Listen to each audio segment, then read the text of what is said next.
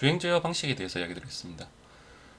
주행 제어 방식은 포인트 방식과 라인 방식 두 가지 방식이 있는데요. 이 두 가지 방식의 차이를 다시 이야기 드리겠습니다. 일단 포인트 방식 같은 경우에는 점을 보고 간다라는 느낌이라 보시면 됩니다. 그래서 다음과 같이 차량이 이렇게 있을 때 바퀴가 양옆에 있습니다. 그때 만약에 이 점을 쫓아가야 된다면 이 차는 다음과 같이 에러 디스턴스, 요 에러 디스턴스가 있을 거고요. 그리고 이 사이에 에러 세타 값을 보고 이 양바퀴의 차이를 둬서 이 차를 좀 이쪽을 좀 덜, 그러니까 조금만 가고 좀 더 많이 가서 이렇게 옆으로 가게끔 만드는 거죠, 차를.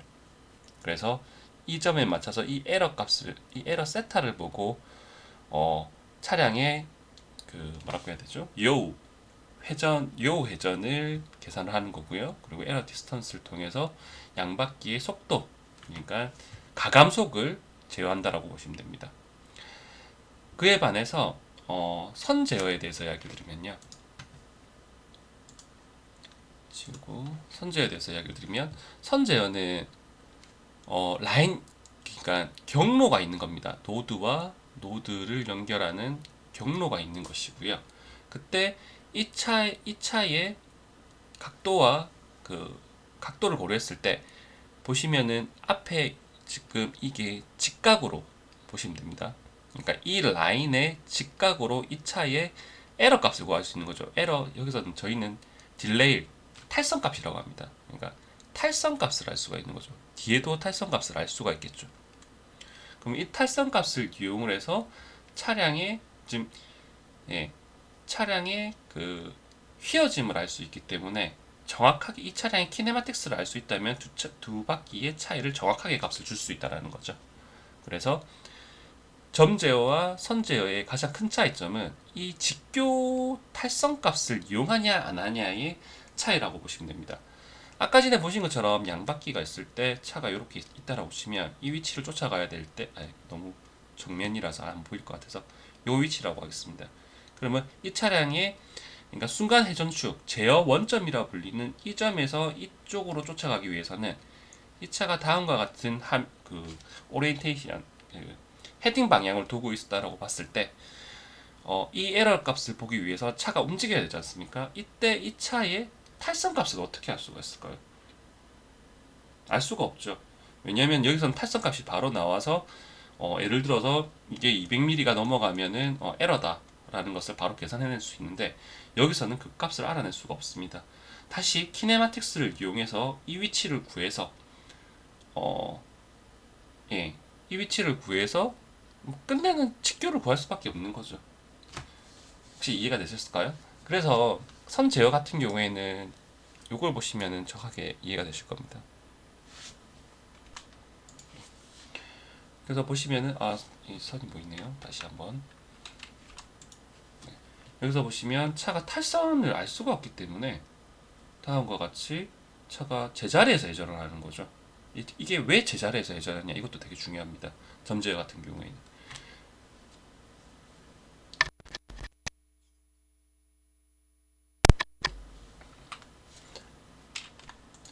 앞서 지금 보시는 화면은 제가 약 17년 전에 만들었던 자율주행 지게차인데요. 이 방식이 지금 점제어입니다. 점제어가 제어가 쉽습니다, 아무래도. 그래서 지금 보시면은 차가 지금 일로 가서 이 위치로 포킹을 해야 되는데 차가 뺑 돌아가는 걸 아마 보실 수 있을 겁니다. 이런 식으로. 이게 점제어이기 때문에 이렇게 되는 거거든요. 선제였으면은 이게 이렇게 크게 안 돌고 일자로 가서 뭐 우리가 원하는 방향의 선을 연결을 해서 차의 움직임을 예측하고 제한해 줄 수 있지만 점제어는 점을 보고 가는 거기 때문에 그 제한이라는 것이 선으로 할 수가 없는 겁니다. 그래서 그 점을 연결을 해서 제어를 해야 되는데 그렇게 되면은 그, 뭐라고 해야 되죠? 차가 점점점, 그러니까 여기 점이라는 걸 표시를 하고 이 차가 이렇게 쫓아가야 된다라고 가정을 하면 다음과 같이 차는 여기서 제자리 회전을 해서 이 선을 쫓아가고 이렇게 부드럽게 뭐 차가 여기서는 제자리 각도가 어느 정도 이상의 차이가 나지 않으면 이렇게 많이 날 때는 제자리 회전을 하겠지만 뭐 15도 안에서는 제자리를 하지 않고 그냥 주행을 할 겁니다. 그래서 일자로 주행하는 것처럼 보일 겁니다. 이 선을 쫓아서 즉 그 라인 경로 아니 라인 컨트롤 주행 제어 방식과 동일한 것처럼 보인다는 거죠. 큰 문제 없습니다. 전혀 문제 안 되고요. 근데 문제가 전혀 문제가 되진 않는 건 아닌데 최적화를 시키면은 거의 동일하게 움직일 수 있습니다. 그에 반해서가 아니라 지금 이 DD 그러니까 ROS에서는 이 차동 구동부 방식만 지원을 하거든요. 그러면 이 차동 부추 구동부 방식 같은 경우에는 고중량에서는 사용이 되지 않는 형태의 구동부입니다. 예전에 제가 이야기를 드렸지만 뭐 예를 들어서 차체가 있을 때 바퀴가 붙게 되면은 이 차체를 같이 회전을 왔다 갔다를 시켜야 되기 때문에 중심에서 차체 무게까지 움직여야 되기 때문에 부하가 크다고 했습니다. 그래서 고중량에는 맞지 않다라고 이야기를 드렸고요. 근데 그에 반해서 조향 방식은 이 차체가 아닌 이 조향만 움직이는 방식이기 때문에 RDD도 마찬가지고요. 훨씬 더 고중량의 운반물을 적은 토크량으로 움직일 수 있는 조건이 됩니다.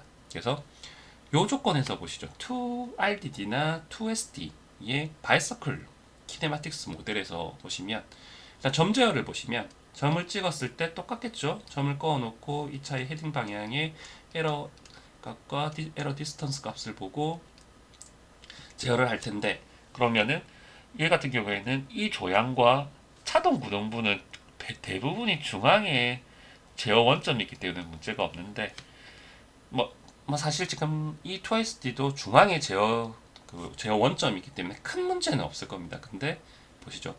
이 주행 바퀴의 위치가 다르다는 거죠. 바퀴의 위치가 달라서 그러면은 이 점일 때 이 에러 값이 달라지는 거죠. 지금 이 조향이 보는 각도와 이 각도가 이렇게 제어를 하게 되면 이것도 큰 문제는 없습니다. 제어는 됩니다. 최적화를 시키면. 근데 그 최적화라는 게 되게 어렵다는 거죠. 지금 제가 선 꺼놓은 걸 보시고 이 에러 값을 구해서 이 에러 디스턴스로 제어를 하는 것을 사람이 못하면 컴퓨터로도 못하는 겁니다. 제어를 지금 생각해 보시면 이거 어떻게 해야 되지라는 생각부터 드실 거예요. 근데 심플하지 않습니다. 사실은 실제로 구현하려면 훨씬 더 일이 많기는 한데요. 앞서 말씀드린 것처럼 라인 트래킹으로 보여드리면 아까 점이 여기 있지 않습니까? 그러면 뭐 예를 들어서 점이 이전 점은 여기 있었고 선이 이렇게 있었다 라고 봤을 때 제어 원점은 이 점이고요. 그리고 주행 원점은 이 두 점입니다. 그때 전진을 할 때는 지금 전진의 이 거리는 가변적입니다. 프로그램에서는. 근데 고정을 하겠습니다. 여기서는. 잠시만요. 네. 그래서 여기 점이 있다 치고 요 점이라 치고 지금 이 방향 또 이 점이라 치고 주행 제어 원점을요. 지금 이건 주행 원점이고 그래서 그렇게 되면 이 선을 쫓아가기 위해서는 여기에 탈선 값을 구하는 거죠. 직교가 되는 탈선 값을 구하면 이 탈선 에러 값이 리니어하게 제어를 하더라도 부드럽게 제어가 될 수 있는 거죠. 그러니까 이 차이만큼만 이 조향을 돌려주면 되는 거니까. 혹시 이해가 되셨을까요? 그리고 무엇보다 차의 형상이 뭐 어떻게 생겼는지는 알 수는 없지만 이 차의 형상에 대해서도 지금 이 주행 원점의 탈선값과 이 탈선값 또는 이 차량의 끝점을 저희가 알 수가 있으니까 이 탈선값을 구하면 이 차량이 어느 영역에서 얼마의 탈선이 일어났는지를 정확하게 알 수가 있기 때문에 환경 안전, 그러니까 사고가 나지 않게끔 하는 제어도 훨씬 더 쉬워진다는 겁니다. 앞서 말씀드린 것처럼 다시 한번 보여드릴까요? 점 제어 같은 경우에는 제가 이렇게 크게 돈다라고 표현했는데요. 보시면은 자 일로 들어가서 이 점이 두 개가 찍혀 있는 겁니다. 여기서는 여기 이렇게만 가라고. 그리고 점은 여기가 찍혀 있는데 에러 각도를 구해서 조향형 같은 경우에는 회전을 하려고 하면 크게 돌 수밖에 없는 거죠. 네. 이렇게 크게 돌 수밖에 없다라는 거죠. 그래서 결론적으로는 포인트와 라인은 크게 차이는 없습니다. 그런데 제어를 더 심플하게 하고 그러니까 그러니까 사고가 나지 않게끔. 네. 그래서 턴제어를 보시면은 이게 선으로 되어 있고요. 지금 두 개의 조향으로 제어되는 이 차량 같은 경우에도 다음과 같이 이런 제어가 가능한 거죠. 근데 이게 점으로 찍혀 있었다 라고 하면은 예, 차가 어떻게 움직일지 예상이 안 되는 겁니다. 그래서 저희 지금 제어 방식은 점제어에서 선제어로 다 바꿨다라고 보시면 되고요. 특히 지금 보시면 아시겠지만 제자리 회전을 하기 위해서는 조향을 90도로 돌려서 회전을 하고 다시 조향을 돌려야 되기 때문에 사실상 그 로스의 서빙이나 서비스 로봇처럼 제자리에서 회전하는 그런 행위들을 조향이나 RDD에서는 최소한으로 시키는 게 좋습니다. 특히나 이렇게 제자리에 서서 이렇게 제자리를 돌리는 경우에는 특히 지게차 같은 경우에는 고중량을 들기 때문에 바닥이 구멍이 나게 됩니다. 제자리에서 조향을 돌려버리면. 그래서 제자리에서 돌리는 것은 최소화하는 것을 대부분 최소화해야 되고요. 현장에서는. 아니면 바퀴가 터지든지 바닥이 끓기든지 둘 중에서 하나입니다. 그래서 다음과 같이 조향에 따라서 여기 이거를 안 보여드렸네요. 딜레이를 보시면 이 차량과 지금 제어하기 위한 이 제어 값에 대한 탈선 값으로 지금 제어가 된다고 보시면 됩니다. 이게 실질적인 라인 트래킹 주행 방식의 차이인 거죠. 지금은 이게 멀리 있으니까 탈선이 이렇게 멀리 나는 것처럼 보이는 거고요. 탈선 값이 여러 개가 계산되는 게 보이시죠? 다시 한번 보여드릴까요?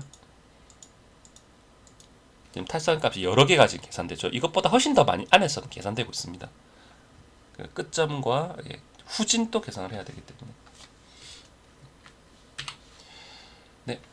그래서 포인트와 라인 제어에 대해서 말씀드릴게요. 결론만 말씀드리면은 포인트 같은 경우에 이렇게 점이 연결되어 있으면 그냥 선제어처럼 간다라고 보시면 됩니다. 근데 이거를 제어하는 데 있어서의 탈선 값이라든지 그러니까 어떤 환경에서 차량이 사고가 날 수 있다라고 가정을 하고 멈출 수 있냐 없냐를 판단할 수 있는 것을 계산하기 위해서는 끝내는 점제어도 탈선 값을 다시 계산해야 된다는 거고요. 라인 같은 경우에는 그 탈선 값이 이미 정해져 있는 거죠. 네.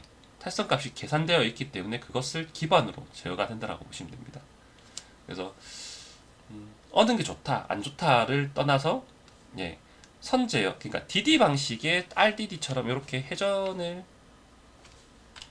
이렇게 제자리 들어와서 이렇게 회전을 하고 하는 이런 그러니까 회피를 해야 되는 장비들 같은 경우에는 점제어로 하는 게 훨씬 더 편하고요. 제어 자체가 편하니까요. 이 두 개만 계산하면 되니까. 근데 탈선 라인 같은 경우에는 계산해야 될 포인트가 되게 많고 그리고 준비되어야 될 경로가 이미 결정되어 있으니까요. 준비되어야 될 정보들이 많기 때문에 구현이 좀 힘들다라고 생각하시면 될 것 같습니다. 네, 이상입니다.